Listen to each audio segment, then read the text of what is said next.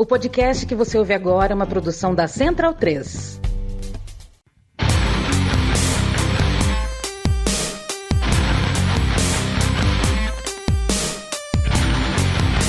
Começa agora o Xadrez Verbal.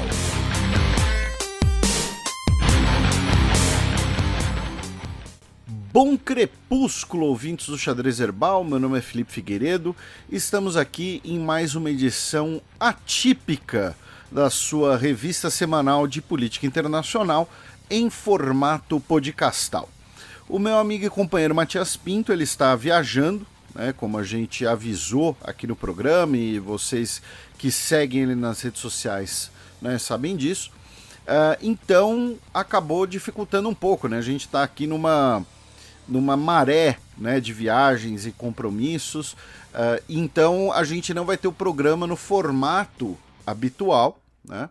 Embora, claro, essa semana, né, tivemos várias notícias interessantes, importantes da gente eventualmente repercutir, explicar aqui para vocês. Talvez a principal delas, né, seja de exatamente uma semana atrás, quando no dia 5 de maio a Organização Mundial da Saúde, né, declarou o fim da pandemia, né? O fim da pandemia, né, como uma emergência global, melhor dizendo, né? Porém, para essa sexta-feira, né, dia 12 de maio, não passar em branco, e também pelo fato de que, né, daqui 2 dias, no domingo, dia 14 de maio, nós teremos eleições importantíssimas na Turquia. Eu convidei a nossa querida Monique Sohaczewski, que já passou aqui no programa várias vezes, já participou do especial sobre a Armênia, que fizemos em 2016. Temos um repertório, uma entrevista com ela, né? O podcast Repertório, o podcast de entrevistas do Xadrez Verbal, que ficou suspenso com a pandemia, mas vocês podem ouvir no Spotify, podem ouvir aí no seu agregador favorito. Então eu convidei a Monique para a gente bater um papo sobre Turquia, ela que é uma das maiores, se não a maior especialista em Turquia do Brasil, né? Então a gente bateu um papo sobre essas eleições, sobre o impacto delas, o que pode mudar, o que talvez não mude, né? E ao fim a gente, é claro, vai homenagear a Rita Lee, que infelizmente faleceu essa semana. Então a nossa pequena homenagem, né, é encerrar o programa com uma música da Rita Lee, uma música de escolha da Monique, como vocês vão ver, tá bom? Então, como diria o Matias, sem mais delongas, vamos passar aqui para a nossa conversa bem legal, bem produtiva com a querida Monique Sohaczewski. Bem, pessoal, nessa sexta-feira, vésperas de eleições na Turquia, estamos aqui com a nossa querida Monique Sohaczewski, que novamente, né, cede um pouquinho do tempo dela para a gente, para nos trazer conhecimento dela sobre o cenário turco. Monique, primeiro, obrigado pelo seu tempo, de novo, obrigado por sempre ser tão atenciosa, sempre ser tão gentil comigo e com o Xadrez Verbal. E junto com a sua apresentação, você já pode, né, começar com a primeira pergunta, que é, para você, né, o que faz dessa eleição na Turquia, nesse dia 14 de maio de 2023, ser tão importante, né, a ponto que tem gente dizendo que é a eleição mais importante aí da centenária história republicana turca. Novamente, obrigado, Monique, pelo seu tempo. Obrigada, Felipe. Merhaba, çok teşekkür ederim. Oi, muito obrigada pelo convite. A recíproca é verdadeira. Eu agradeço a você pelo convite e por todo o trabalho que você faz para os apaixonados, praticantes, estudiosos de relações internacionais e política externa. Sou sua fã. Por que essa eleição de domingo é mais importante, é tida como um referendo, né? Que eu jamais diria que é histórica, né, Felipe? Como amiga de Heitor Loureiro que somos, né? Todo momento é histórico, sabemos disso, mas é realmente um ponto, pode ser um ponto de inflexão, ainda mais simbólico no ano do centenário da República da Turquia.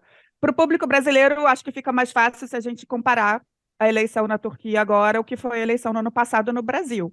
Ela tem sido entendida como um referendo entre autocracia e democracia. Então, eu diria que é um pouco por aí.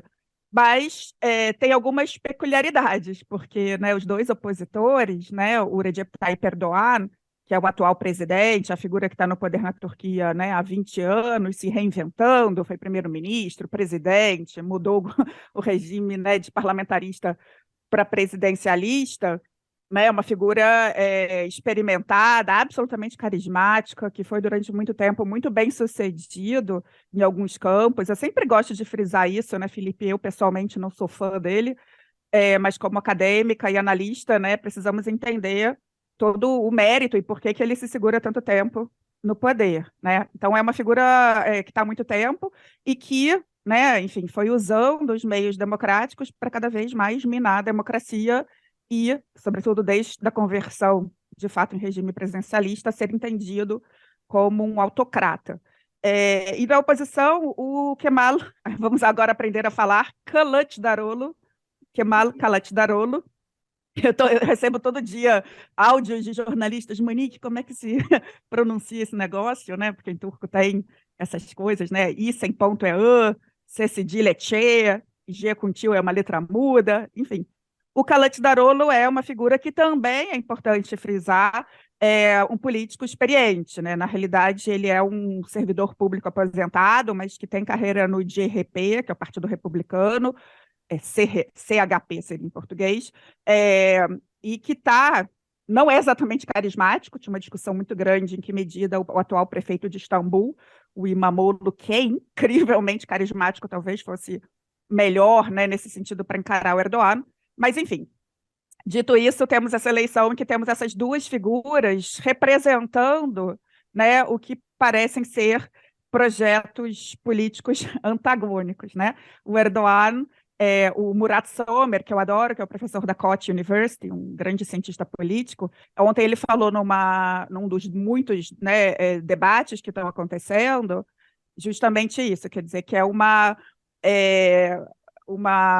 como eu falo, quando a gente avalia um referendo, né, se você quer autocracia, que seria a figura do Erdogan, ou a democracia, a figura do Kılıçdaroğlu. Obviamente, a gente está carregando nas tintas, mas eu me junto aí aos vários acadêmicos, analistas e jornalistas que entendem, sim, como uma eleição importantíssima e que talvez para o público brasileiro valha comparar com o que aconteceu no Brasil no ano passado, que foi o sentimento de muitos, né?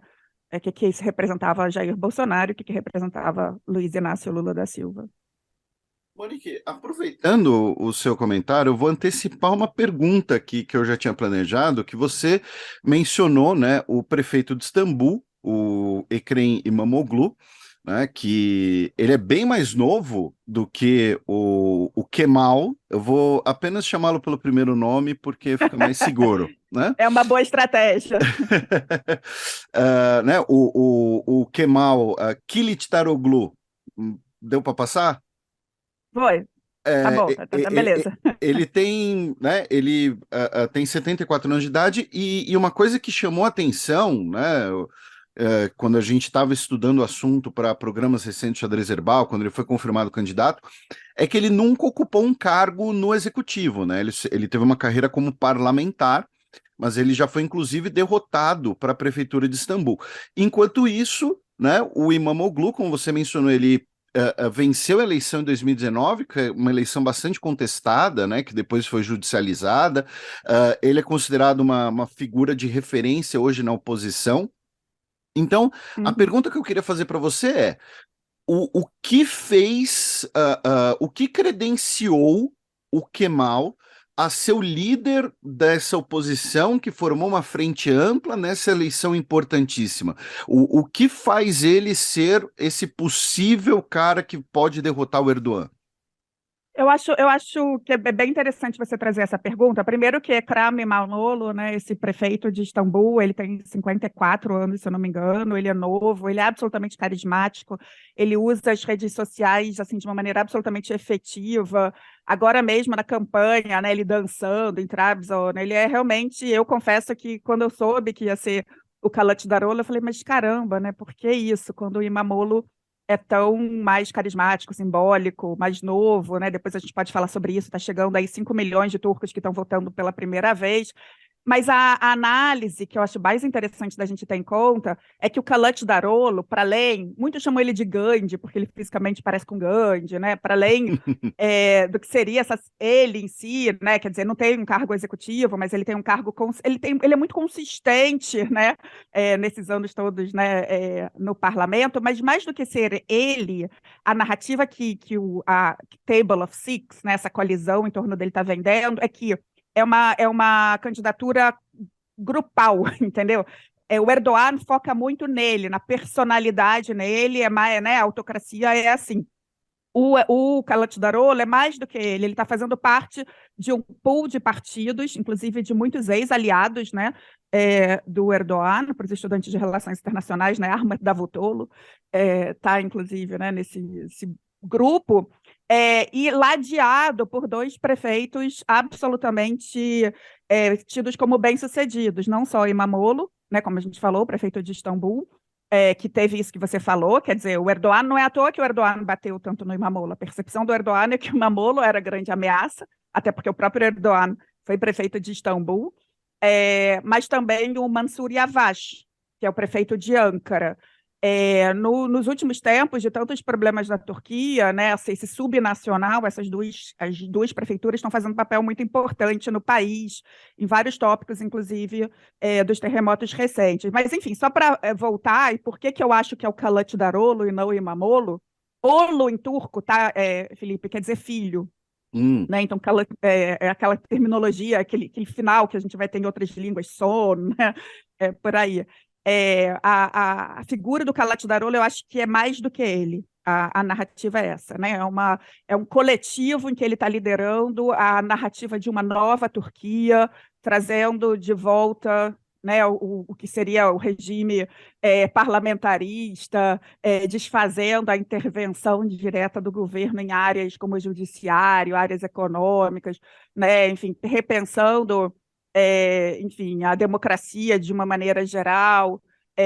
Inclusive, é muito interessante, porque como o Erdogan ele joga muito tentando polarizar, e esse é um playbook global da extrema-direita, ele tentou desqualificar o Kılıçdaroğlu como alevi, né? Ele é alevi, ele segue.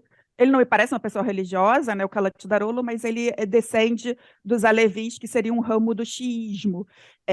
E o Erdogan tentou colar isso nele, né? E o Kılıçdaroğlu falou, olha, eu sou alevi, com muito orgulho, mas o tema nessa eleição, o tema na Turquia não é esse. O tema na Turquia tem que ser além disso, pensar para além da polarização, pensar para além dessas coisas pequenas e repensar o país como um todo.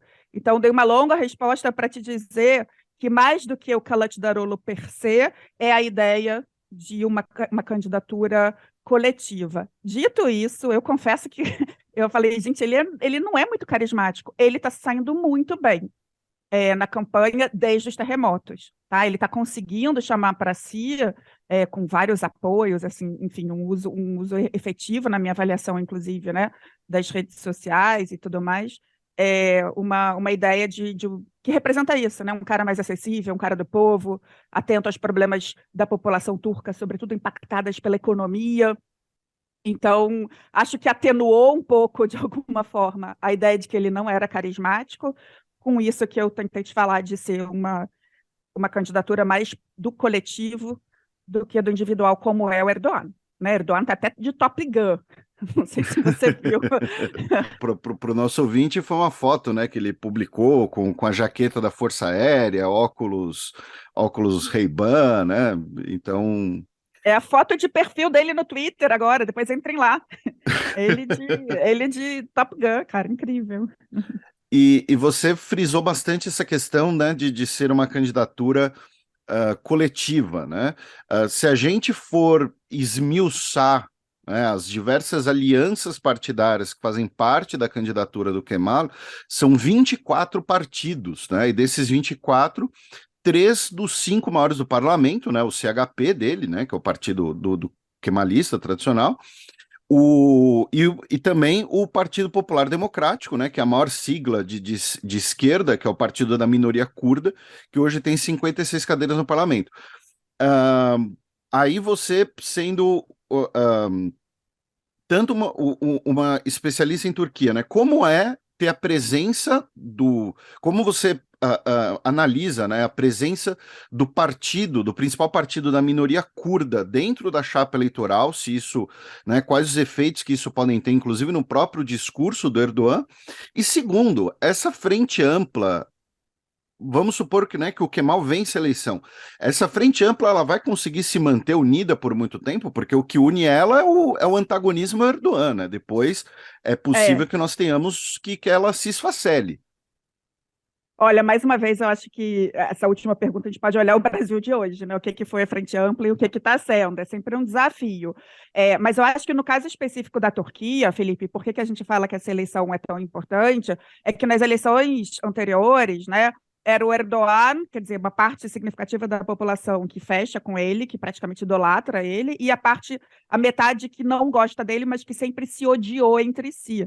Né? Então, esse tinha sido sempre o problema da Turquia, de que a oposição não conseguia achar uma linguagem comum. Por isso que muitos pontuam, né, a relevância e, enfim, né, talvez o turning point que essa eleição venha a trazer, porque pela primeira vez a gente tem uma articulação de inimigos históricos. Né, Felipe, a Table of Six, essa aliança mais ampla, em torno do Kılıçdaroğlu, ela é de centro-direita, é importante a gente ter isso em mente. Mas ela tem o apoio de tantos outros partidos, você trouxe o número aí de 20 e tantos, eu não sei exatamente, entre eles o HDP, que é o Halk Demokratik Partisi, o Partido do Povo Democrático do Povo, que tem várias agendas, mas é o partido do Demirtas, é o partido que representa os curdos de uma maneira geral. A primeira coisa é muito simbólico isso, quer dizer, está tendo um apoio informal, né? Quer dizer, uma autorização, digamos assim, do HDP para que todo mundo feche com o Kılıçdaroğlu. Então, isso é um marco em relação, né, como eu falei, às eleições anteriores, porque tem esse histórico. Inclusive, aí tem a sensibilidade do Yavaş, o Mansur Yavaş, que é prefeito de Ankara. Ele era do MHP, que era o Partido Nacionalista, que é um partido super anticurdo. Para a gente ver, né, Felipe, se a gente for olhar aí, a construção não é exatamente trivial, por isso todo o mérito, né, dessa figura aí que a gente fala que não é tão carismática, mas essa construção, essa costura política tem muito mérito. Então, a primeira coisa é isso, quer dizer, para a construção da oposição é muito importante. Por outro lado, né, e a percepção de que, né, quer dizer, essa frente ampla, digamos assim, chegando ao poder, vai enfrentar muitos dos problemas que os curdos vivem, né? Mas a outra coisa, você falou corretamente, o Erdogan tenta o tempo todo colar essa imagem de que é uma aliança pró-terrorista, né? Porque a ideia de que o HDP é um braço do PQQ, do PKK, que seria ligado ao terrorismo curdo, a gente sabe dessas securitizações, desses usos e abusos, enfim. Então, sim, você está certo no sentido de que o Erdogan, não é que ele vai tentar, ele já tenta, né, colar essa imagem, entre outras imagens, né? Ele tenta falar que a oposição é contra a família, todo mundo é gay, ele falou isso, né? Ele fica, enfim, ele carrega nas cores, né, do que é a pauta dele, que aquele grupo que o idolatra, né, acha isso muito, muito importante. Então, eu te responderia dessa forma, quer dizer, é uma novidade essa junção, sobretudo de RP e RDP, né, entre várias sopas de letrinhas, né, que a gente tem na Turquia, que seria o partido, né, o partido republicano, né, herdeiro de Atatürk.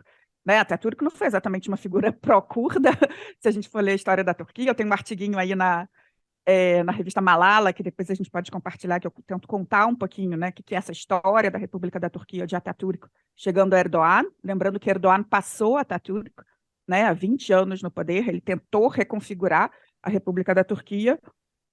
Enfim, uma longa resposta, mas de fato não é oficial, né, mas é extraoficial esse apoio dos curdos que devem votar com Kılıçdaroğlu. Inclusive, já estão conversando agora com 3 milhões de turcos que votaram na diáspora, né? Isso é bastante interessante.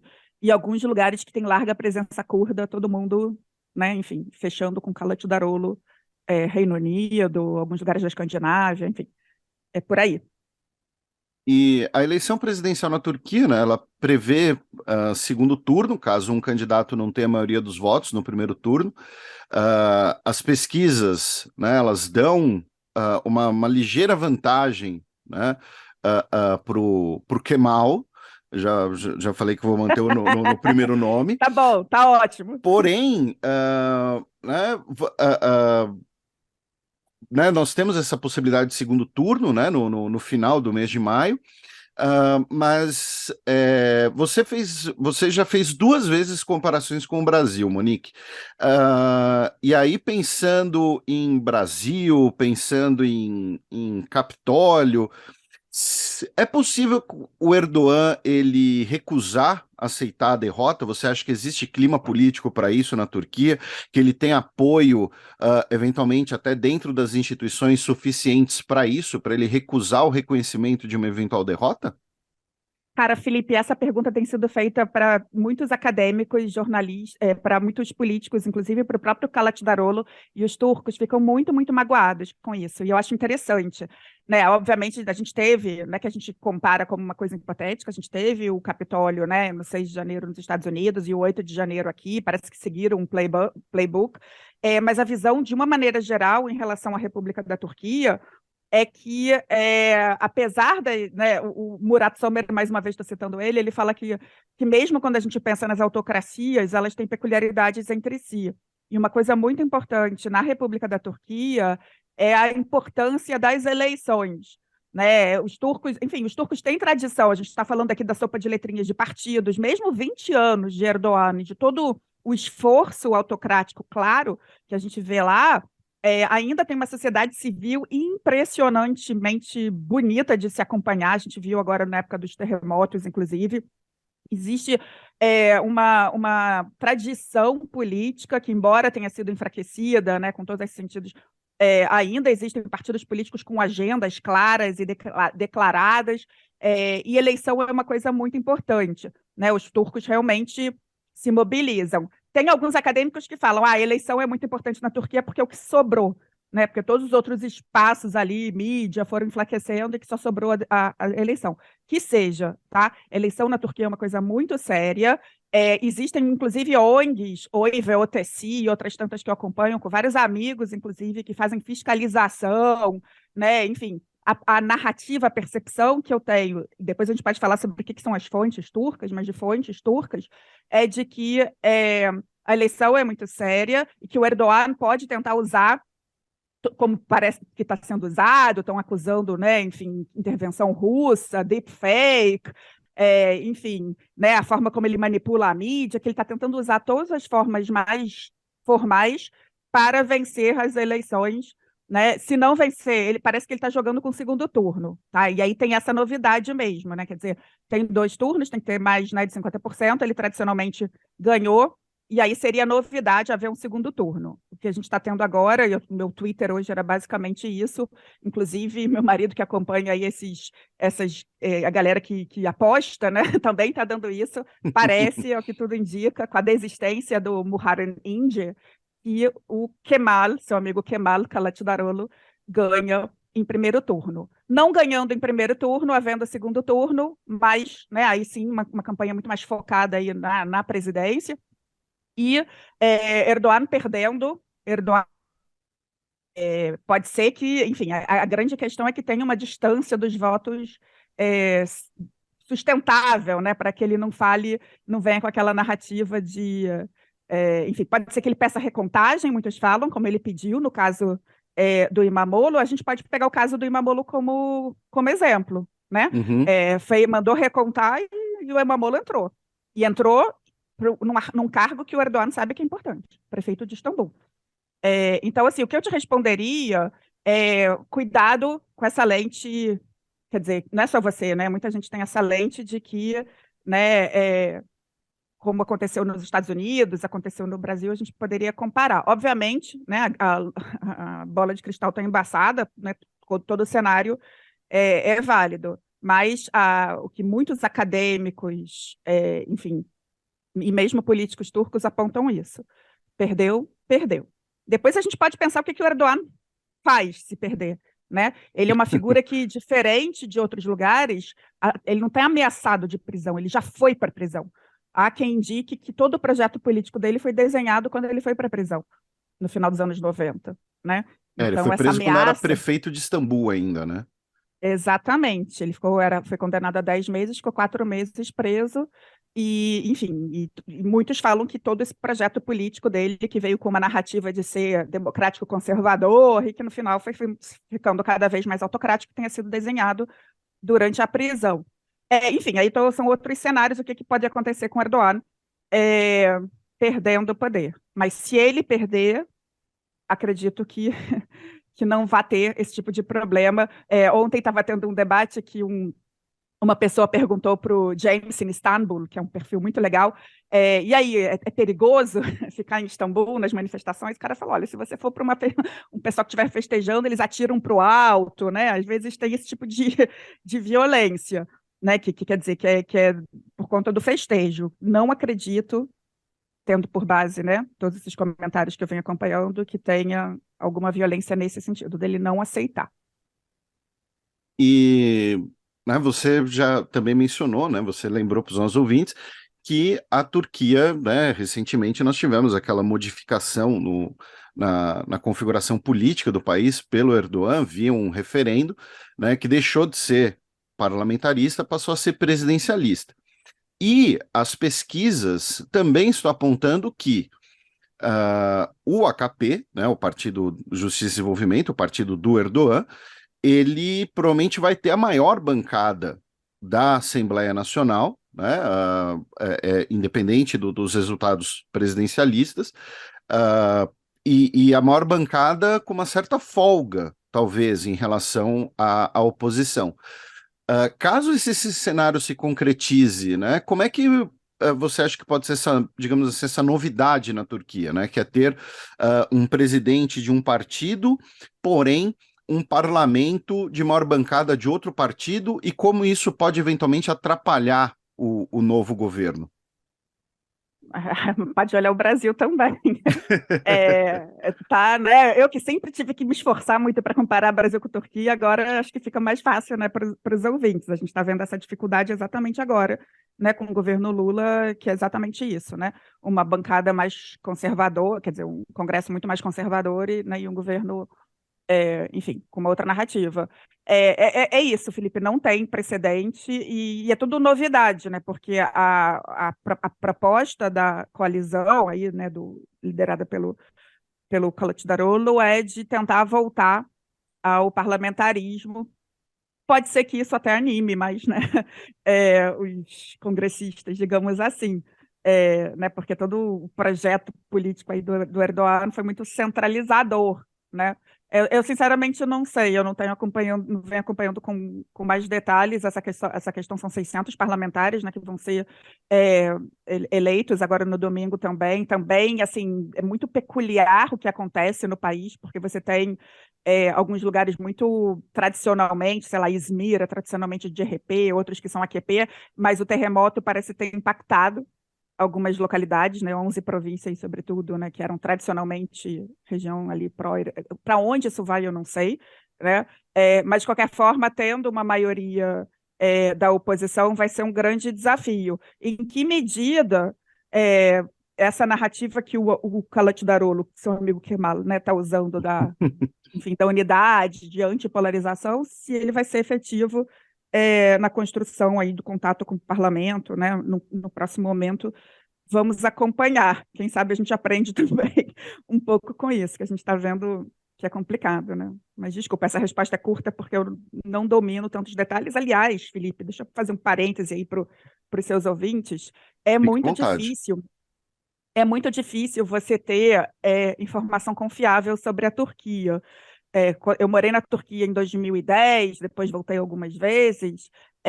A Turquia, falei da tradição da sociedade civil, sempre teve uma tradição incrível de jornalistas, inclusive vários os jornais muito, né, enfim, mais de esquerda, mais de centro, mais literário, né? Meu Amor, o Orhan Pamuk começou escrevendo para jornais, em suplementos literários, mas aos poucos, desde que o Erdogan chegou, ele foi esvaziando. Cerca de 90% da mídia está nas mãos dele. Então, eu sempre falo isso. Você quer acompanhar o que o Erdogan pensa, você vai para a Anadolu ou TRT, que são os canais oficiais. Se você quer acompanhar um pouco como é que os jornalistas turcos se autocensuram e acham que o governo quer que você veja, né, a Turquia, aí você vai no Hürriyet, no Zaman e tudo mais. Então, assim, é muito difícil você ter informação confiável. Algumas formas, você tem alguns jornalistas turcos ou acadêmicos turcos que escrevem textos de opinião que estão radicados na Europa e nos Estados Unidos, em particular, o Ragıp Soyu, ou que vivem na Turquia, mas escrevendo para mídia em inglês, né? O Can Ocar, depois eu posso listar aí uma série de nomes, o próprio Karabekir Akonyolu, que estava aqui na FGV, agora está na LSI, é ótimo acompanhá-los, então você tem algum tipo de informação ali, e você tem algumas iniciativas, como o Turkey Recap, que eu sou fã deles, que são jornalistas, alguns turcos, mas em grande medida estrangeiros, radicados na Turquia, que falam turco e que circulam pelo país. Eles trabalham para outlets estrangeiros, mas eles criaram essa newsletter.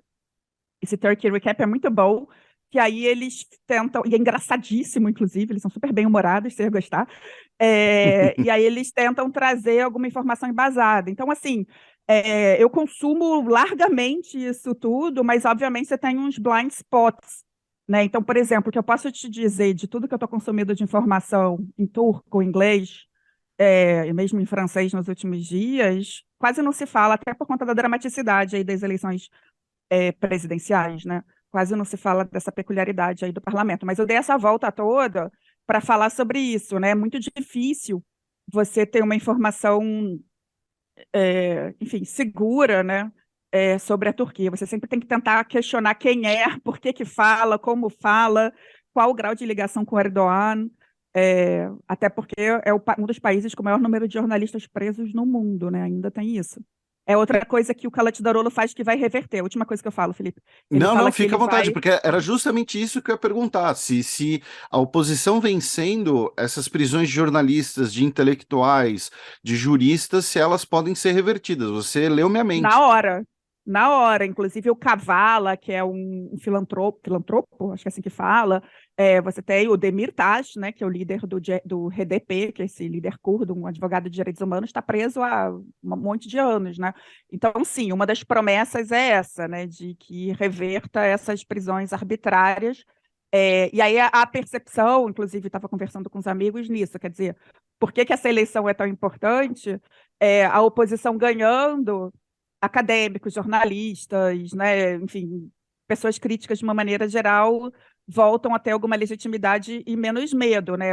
A quase totalidade dos meus amigos é brain drain, Felipe, estão indo embora, estão atuando em universidades europeias, americanas, ou, enfim, ou os que ficaram na Turquia são muito calados. Tem uma pessoa que eu fiz um monte de perguntas online ano passado sobre aquela série, sabe, The Club.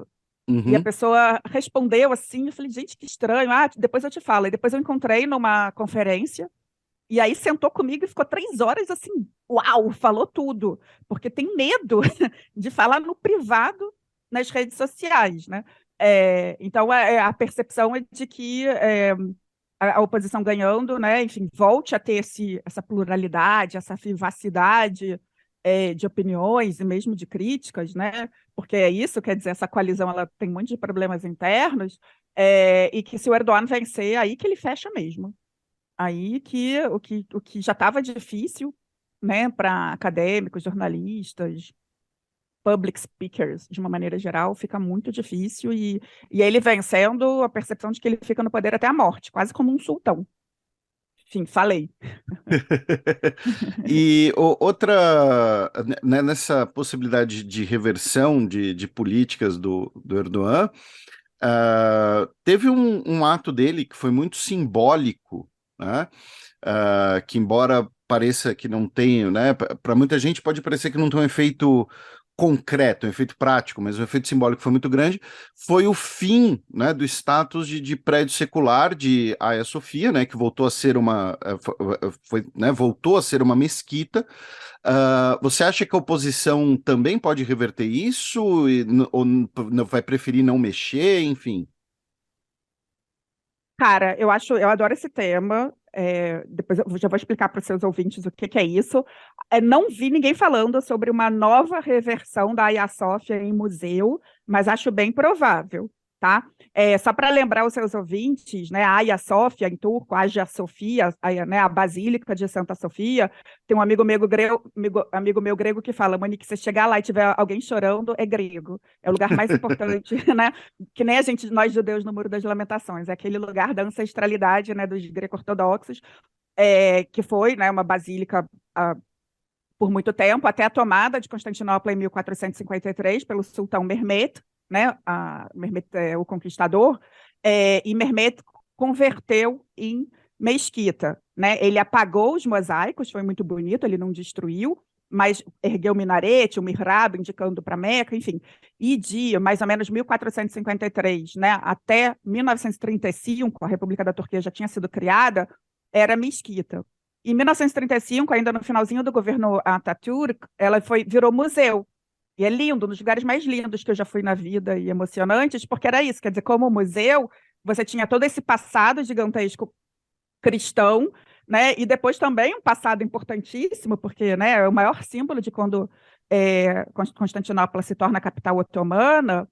Tinha um embaixador que era cônsul do Brasil em Istambul, que depois hoje é nosso embaixador nos Países Baixos, que é o embaixador Carlos França, que ele falava, Monique, todas as outras mesquitas, e não é fortuito isso, né? As mesquitas de Istambul parecem muito inspiradas, né, na Hagia Sofia, né? Enfim, são parênteses. Então você tem isso, quer dizer, você tem o passado muçulmano, o passado cristão, o passado muçulmano, e aí a República da Turquia com a Atatürk convertendo no museu no sentido de respeitamos todas as religiões, né? Tiraram ali as coberturas dos mosaicos, e isso durou até o começo da pandemia. Não foi fortuito, que foi o dia do Tratado de Lausanne. Eu não sei exatamente, em julho de 2020, no ápice da pandemia, Recep Tayyip Erdogan foi lá, de máscara, e reconverteu a Hagia Sofia em mesquita. Não foi fortuito também, Felipe, foi a quarta Hagia Sofia, tá? Ele já tinha reconvertido outras basílicas que tinham virado museus, né? Em mesquitas, então, mas foi muito simbólico. Aí tem várias camadas, que recado ele estava querendo passar, né? Um recado para a Grécia, um recado para a Arábia Saudita, né? Olha só, vocês têm cidades Meca e Medina, mas a gente tem essa grandiosidade aqui. É um recado interno, olha como religião é importante, olha como nós somos poderosos a ponto de reconverter esse espaço no lugar do Islã, enfim. Então, isso foi entendido aí, né, em julho de 2020 como uma ação muito simbólica, como você falou, né, do Erdogan, e que provavelmente, acho que não é prioridade frente a tantos desafios do Kılıçdaroğlu, mas certamente deve ser reconvertida em museu. Só um parênteses, Felipe, você sabe que eu sou otomanista e gosto desses temas, né, e dos passados que não passam. Você tem toda essa simbologia aí que a gente falou, né, da Hagia Sofia, mas quem for para Istambul, e eu recomendo largamente, né, para mim, uma das cidades mais incríveis do mundo, depois do Rio de Janeiro, sou dessas, uma das coisas mais incríveis é ali a região de Taksim Square e da Istiklal Caddesi, que é uma avenida, e ali você tinha um símbolo que era na Taksim Square, né, que era um símbolo do Atatürk, e bem perto uma igreja, acho que ortodoxa grega. O que o Erdogan fez nos últimos tempos? Ele construiu uma mesquita. Se você pega a foto hoje, ali daquela região, é uma mesquita que alguns chamam de sinanesca, uma daquelas mesquitas, parece do século XVI.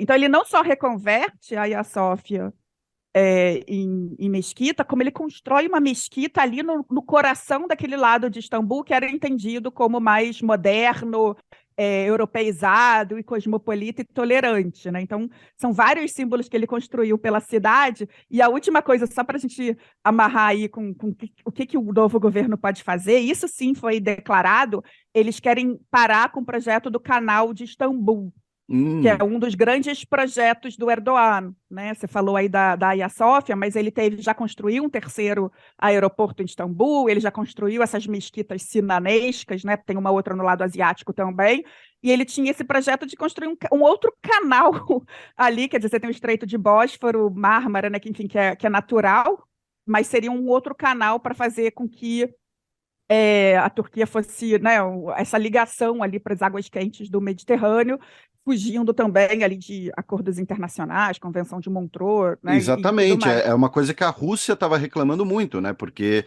a OTAN poderia usar o canal o novo canal artificial, já que ele não estaria submetido à Convenção de Montreux. E isso é muito interessante você trazer, e eu confesso que eu não fazia ideia de que a oposição era contra esse projeto. Eu estava lendo isso, que isso é um dos compromissos, né? Enfim, de parar com essa ideia desse projeto. Até porque, Felipe, uma das narrativas que eu te falei, né?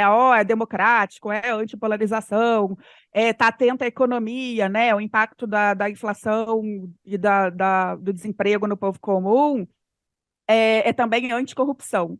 Tá? Antigamente, era assim que o Erdogan assumiu, ele falava que ele era AKP em turco, quer dizer Partido de Justiça e Desenvolvimento, Adalet Kalkınma Partisi, mas ele também é apresentado como AK Partisi. AK é branco em turco, Partido Branco, porque ele era limpo, ele não era sujo de corrupção. 20 anos depois, chega ao contrário, o DRP, que era o sujo do passado, falando, olha, a gente quer lutar contra a corrupção no país, e a percepção de que esses grandes projetos de infraestrutura que foram muito importantes para o Erdogan estão envolvidos em corrupção. Então, eu acho que o canal de Istambul tem a ver com isso. E Sim? aproveitando essa janela que você abriu, Monique, óbvio que a gente está falando muito aqui das possíveis mudanças, né? Porque se o Erdogan vencer as eleições, é o que você mencionou, a ideia é que ele vai se perpetuar no poder e ele vai, né, manter e até mesmo intensificar as políticas que ele já tem. Agora, pensando numa vitória da oposição,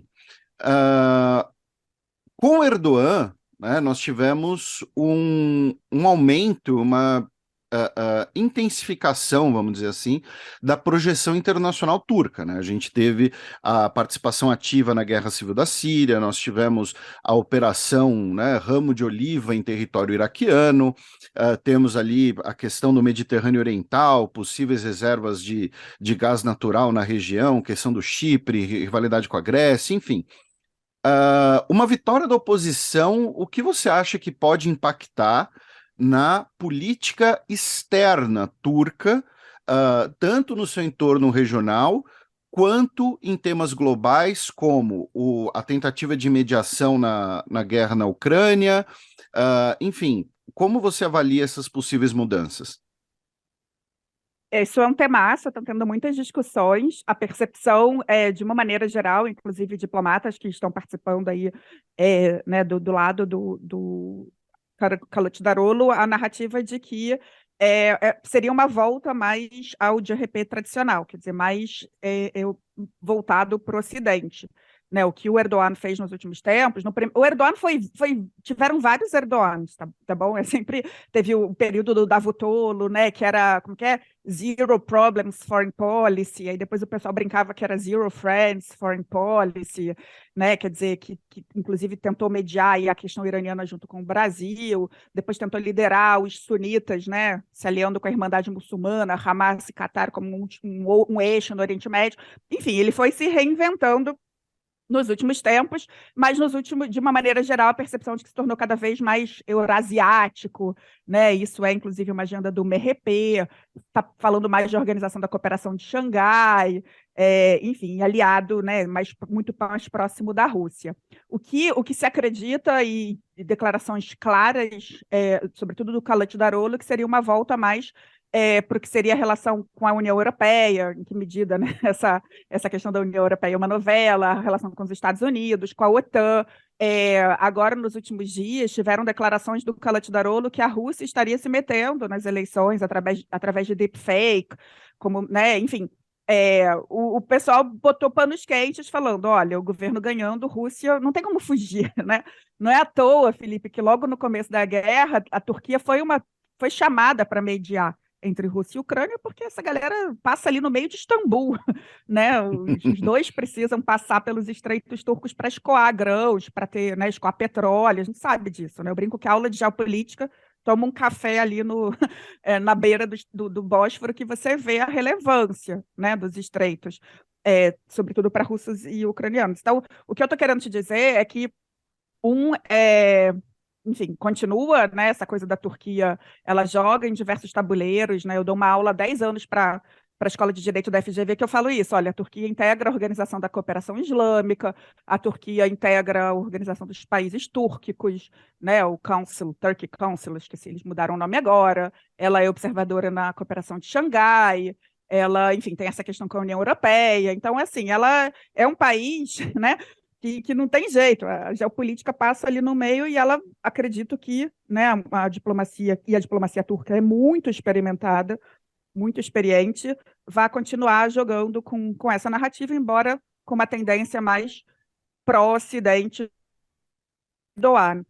O que eu colocaria de parêntese, que eu estou acompanhando com muita atenção e que talvez tem gente criticando o Kılıçdaroğlu, é o que eles estão falando em relação aos sírios, né, Felipe? A Turquia é o país com o maior número de refugiados no mundo, são cerca de 4 milhões de refugiados sírios no seu território.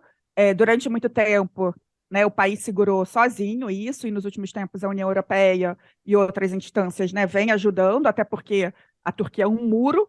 Lembra você, 2015, Exatamente. o Erdogan abriu a fronteira, olha só, a Merkel tremeu, né? A crise que foi, né, a chamada crise dos refugiados na Europa veio por isso, porque a Turquia abriu a fronteira, ela não estava aguentando essa crise. Agora, enfim, tem vários mecanismos e tudo mais, muitos refugiados, né, se tornaram cidadãos, alguns estão votando, enfim, você tem outros voltaram, mas o que eu estava ouvindo e lendo sobre o GRP do Kılıçdaroğlu era: tentaremos ajudar os sírios para que eles voltem para a Síria na melhor maneira possível. Por um lado, é o correto, né? Quer dizer, a Síria, a gente está vendo aí, está sendo reabilitada, né? Enfim, existe esse esforço regional e global, em que medida seria o caminho natural. Por outro lado, isso pode ser percebido como, né, enfim, não é xenofobia, mas, né, como lidar com esse grupo. Então, eu te responderia a política externa dessa forma, tá? Mais pró-Ocidente. Em relação à guerra na Ucrânia, a invasão russa à Ucrânia, é assim que eu vejo. Acho Sim. que né, é importante nos últimos dias a gente falar sobre isso no Brasil. Acho que é isso, quer dizer, é um mediador natural, né? E acho que pode. O que eles estão falando é isso: olha, a gente quer continuar tendo esse papel aí de boas relações com todo mundo, porque a Rússia é importantíssima, né? Enfim, você tem produtos turcos que são vendidos, agrícolas são vendidos na Rússia, toda uma tradição de hotelaria turca na Rússia, milionários russos que têm suas casas lá, e, enfim, na Turquia, inclusive muitos agora, né, durante sanções, conseguiram, né, ir para a Turquia. Então você tem essa relação além da Ucrânia, né, que você tem desde tártaros, que são turcos étnicos, o papel dos grãos, enfim, a Turquia tem relações para além da simbologia ali do Estreito com os dois países e pode Tem a sim ser. inauguração dos reatores nucleares agora também, né? Que a Rosatom construiu os reatores nucleares que a Turquia vai gerar energia. Pois é, tem isso também, né? Eu não estou acompanhando, acho que o Ariel Gonzalez, aliás, fica aí a dica para o público. O Ariel Gonzalez foi muito além do que eu, né? Professor da Universidade Católica Argentina. Eu fiz só um semestre na Turquia, né? Sou bastante próxima, mas o Ariel estudou todo o doutorado lá e justamente pensa a relação da Turquia com a Rússia, né? Ele tem mais informações sobre isso. Mas, enfim, sim, te responderia que política externa provavelmente vai ter uma guinada. E para a gente começar a fechar, eu queria pedir para você explicar um pouco para os nossos ouvintes um fenômeno, né, que a gente já citou aqui no Xadrez Herbal, porém, obviamente, por mais que eu vá estudar o assunto para apresentar para os ouvintes, não vai chegar perto do que você pode apresentar para eles, que é um fenômeno que a gente citou o prefeito de Istambul logo no início da nossa conversa, né? E teve um episódio, alguns dias atrás, que ele, né, estava em um comício e tentaram jogar pedras nele, né, tentaram agredi-lo, e ele depois deu uma declaração dizendo que muito provavelmente isso era consequência ali de arruaceiros nacionalistas de extrema direita, e mencionou ali um grupo, né, que é o grupo que, traduzindo, né, dos Lobos Cinzentos, que é um grupo extremamente nacionalista. Algumas classificações vão colocar eles como um fascismo turco, né? Eu queria que, se você pudesse explicar para os nossos ouvintes um pouco, né, o que são esses lobos cinzentos, aproveitando, entre aspas, esse episódio das eleições e que o prefeito de Istambul, né, sofreu essa tentativa de agressão, e ele, né, não sei se é o caso, mas ele responsabilizou, pelo menos parcialmente, esse grupo por esse episódio. Felipe, eu vou te decepcionar, porque eu confesso que eu me dedico menos do que deveria ao Kurtlar, né, que são os Lobos Cinzentos. Sim, é um grupo paramilitar de extrema-direita. Quando o Çavuşoğlu, que é o chanceler turco, esteve aqui na Argentina ano passado, eu acho, né? E teve aí, eu sei que você teve na Armênia, eu sei que esse tema é caro, né? Enfim, tinham armênios reclamando, ele teria feito o símbolo com a mão, né? Que seria dos lobos solitários. Isso gerou, né, uma série. Os lobos solitários, não, os lobos cinzas, perdão. Mas eu confesso que eu não tenho me debruçado muito sobre a peculiaridade deles, mas de qualquer forma, nem sabia que o Imamoglu tinha acusado, que às vezes aparece, né, os Grey Wolves ou o Hizmet, né, que é um grupo ali religioso que, enfim, está calado, né? Mas não tenho muitos O detalhes. Hizmet é o grupo do Fethullah Gulen, né? Exatamente, o Hizmet é um grupo que foi aliado do Erdogan, mas há alguns anos eles romperam. E Hizmet quer dizer serviço, né? Ou ele também é chamado de Gulen Movement, né? O movimento Gulen, que é ligado a um imam que está radicado nos Estados Unidos e que durante muito tempo a narrativa de que o Islã era a religião da ciência, da tecnologia, né? Um grupo muito atuante na Turquia, nos países túrquicos e no mundo todo, construindo escolas, centros culturais, fazendo eventos, né? Mostrando a pluralidade e a tolerância.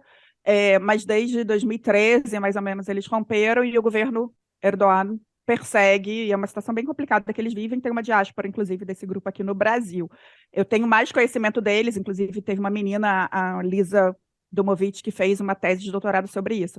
Em relação aos Grey Wolves, vou ficar te devendo para você fazer uma boa explicação aí para os seus ouvintes. Talvez alguma coisa tenha me bloqueado, né? Porque você tem um grande grau de violência, sim, né? Como foi esse caso aí de apedrejarem.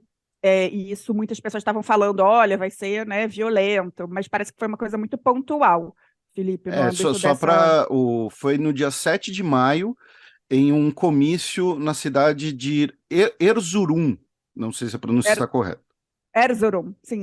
E foi num comício, e o comício foi interrompido porque jogaram pedras, e aí depois no Twitter, né, disseram que eram, né, arruaceiros, eram bandidos, pessoas que mataram o Sinan Ateş, que era um dos líderes, né, do Lobos Cinzentos. Enfim, e foi no dia 7 de maio. Então tá. Mas... Depois eu cato mais informação, porque não está no meu radar. Eu estudo muito, mas o legal de ser já idosa e de já ter mais autoestima, eu vou te falar isso, eu não sei. Não, mas é sempre, muitas vezes, a resposta que mais apropriada, embora nem sempre as pessoas queiram ouvir isso, né? Mas Sorry. Não há pelo que pedir desculpas. Monique, para a gente fechar, tem alguma coisa que a gente não conversou e que você acha importante destacar para as pessoas sobre esse pleito na Turquia? Você fique completamente à vontade. Olha, ontem me perguntaram a mesma coisa de um jornal, e eu vou falar a mesma coisa. Eu acho que como é que o Brasil olha para isso, né? A gente, quer dizer, o Erdogan se mantendo, né? E a gente tendo o terceiro governo Lula, em que a política externa é muito pensada pelo Celso Amorim, que tem relações históricas e familiares com a Turquia, né? Enfim, esse canal me parece já construído, mas, né? O Kılıçdaroğlu vencendo não só fica comparado com o que foi a eleição aqui, como conectado, quer dizer como uma frente ampla, com esforço, né, enfim, hercúleo, consegue vencer a máquina, né, ligada a um projeto autocrático. Então, a primeira coisa que eu compararia e conectaria é por aí. E aí pensaria, estou até escrevendo um policy paper um pouco nessa vibe, né, como é que Brasil e Turquia podem, enfim, já têm relações, já se estreitaram. Eu todo dia fico falando nas minhas redes sociais de novelas e séries turcas, né? Antigamente era o Brasil que vendia, até o clone eles consumiam, né? As novelas, hoje a gente consome. Eu acabei de assistir, aliás, recomendo aí para o seu público, o alfaiate famoso, né? Terzi. Tem uma série de problemas, mas é fantástico, porque a gente tem visto séries indo para Netflix, uma qualidade, um outro olhar, né? E aí o que eu acho que vale a pena a gente atentar, o governo, a sociedade civil, né? Para além do turismo, que já é crescente, né? Apesar de ser uma viagem longa, né? E por favor, quem tiver oportunidade, viaje, visite, né? Istambul, que é uma cidade cosmopolita, que tem camadas de história bizantina, otomana, essas minorias, né, Felipe, armênia, grega, judaica, curda, alevia, né? Você tem história, né, um vislumbre de história global, não só em Istambul, como Bursa, mesmo Ankara, que eu morei, né, que não é uma cidade sexy, Capadóquia, ficar atento à educação. Eu estudei um semestre na Universidade de Bilkent e as universidades turcas, mesmo tendo um sacode, né, nos últimos tempos, elas são muito boas, muitas delas usam o inglês como língua, né, de ensino e pesquisa, então com isso, né, o inglês mais como globês, recebe alunos do mundo todo, ficar atento, inclusive agora tem uma pesquisadora, a Clarice Schreiner, eu tenho recomendado muito ela para a mídia, que está fazendo o mestrado, e ela está fazendo em turco, na Universidade de Istambul. Então, assim, prestem atenção, governo, ouvintes, diplomatas, nas possibilidades de educação e pesquisa que a Turquia oferece, cultura, que eu acho que está amarrada nisso tudo, e com parêntese, né, Felipe, para o nosso futebol, que já, né, eu sempre falo, eu tive oportunidade. Você já contou aqui, né, que o seu super trunfo quando você morava lá era o Alex, né, que na época jogava Alex no virou meu Fenerbahçe. amigo. Alex virou meu amigo. Ele gravou um vídeo para os meus alunos e ele falou: gente, eu nunca imaginei que eu ia ajudar uma professora, uma pesquisadora, mas é isso, eu ia para os arquivos, né? Era a primeira brasileira, né? Brasil, Alex, claro, meu vizinho. Imagina, eu moro no Rio, ele em Curitiba, 207 milhões de habitantes. Mas o futebol, o amor ao esporte, acho que já é bem explorado, né? E também o comércio. Então, assim, eu terminaria aí dizendo do que a gente não falou, né? Prestemos atenção na Turquia per se, porque se para muitos foi um caso de como a democracia morre, pode ser um caso incrível, espero que seja isso que aconteça no domingo, de como uma democracia ressuscita, né? Apesar de todo o esforço autocrático de abafá-la. Isso é um caso que a gente tem que olhar o mundo todo. E para o Brasil é um país fascinante, com muitas coisas comparáveis e conectáveis. Eu vou trabalhar no que for possível nessa construção de pontes, né? Temos agora um presidente aqui na Biblioteca Nacional do Brasil, Super Marco Lucchesi, que fala turco, né? Esse ano de centenário, a gente tem várias datas redondas aí a explorar nessas conexões e comparações entre esses dois países que eu amo.